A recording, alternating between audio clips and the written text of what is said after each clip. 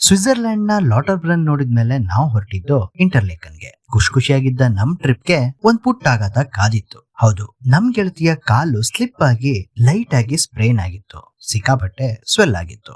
ಅವ್ರನ್ನ ತೆವಳಿಸ್ತಾ ಕರ್ಕೊಂಡು ಹೋಗೋಷ್ಟರಲ್ಲಿ ಸಾಕಾಗಿತ್ತು. ಹಾಗೆ ಅವ್ರ ಕಣ್ಣಲ್ಲಿ ಪೇನ್ ನೋಡಿ ನಮಗೂ ಕೂಡ ನೋವಾಗಿತ್ತು.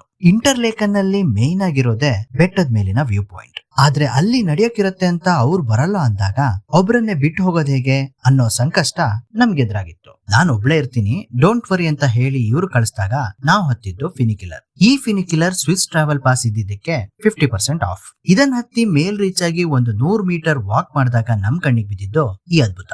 ಅಂದ ಹಾಗೆ ರೀಸೆಂಟ್ ಆಗಿ ಈ ಒಂದ್ ಜಾಗದಲ್ಲಿ ಒಂದು ಫೇಮಸ್ ಕನ್ನಡ ಸಾಂಗ್ ಶೂಟ್ ಆಗಿದೆ. ಯಾವ ಸಾಂಗ್ ಅದು ಅಂತ ಗೊತ್ತಿದ್ರೆ ಕಮೆಂಟ್ ಅಲ್ಲಿ ತಿಳಿಸಿ. ಅಲ್ಲಿಂದ ನಾವು ಹೊರಟಿದ್ದು ಬಸ್ಸಲ್ಗೆ, ಅಂದ್ರೆ ನಾವು ಸ್ಟೇ ಬುಕ್ ಮಾಡಿದ್ದ ಜಾಗಕ್ಕೆ. ಬಸ್ಸಲ್ಲಿ ಇಳಿದು ಮ್ಯಾಪ್ ಅಲ್ಲಿ ಸ್ಟೇ ಲೊಕೇಶನ್ ಹಾಕಿದ್ಮೇಲೆನೆ ಗೊತ್ತಾಗಿದ್ದು ಇದೆ, ಇಲ್ಲೊಂದು ಸಮಸ್ಯೆ ಖಂಡಿತ ಇದೆ.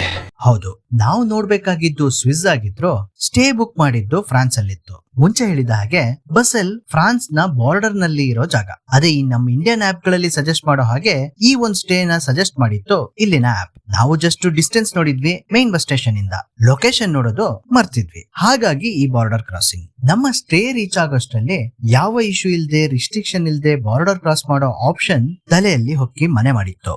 ನೆಕ್ಸ್ಟ್ ಡೇ ಎಲ್ಲಿ ಹೋದ್ವಿ, ಏನ್ ಮಾಡಿದ್ವಿ ಅನ್ನೋದನ್ನ ನೆಕ್ಸ್ಟ್ ಎಪಿಸೋಡ್ ಅಲ್ಲಿ ಹೇಳ್ತೀನಿ. ಅದನ್ನ ನೋಡಕ್ಕೆ ನನ್ನ ಫಾಲೋ ಮಾಡೋದನ್ನ ಮರಿಬೇಡಿ. ಹಾಗೆ ಆದಿ ಟಾಕೀಸ್ ಯೂಟ್ಯೂಬ್ ಚಾನೆಲ್ ನ ನೋಡ್ಕೊಂಡ್ ಬನ್ನಿ. ಒಳ್ಳೆ content, full length videos upload ಆಗಿದೆ.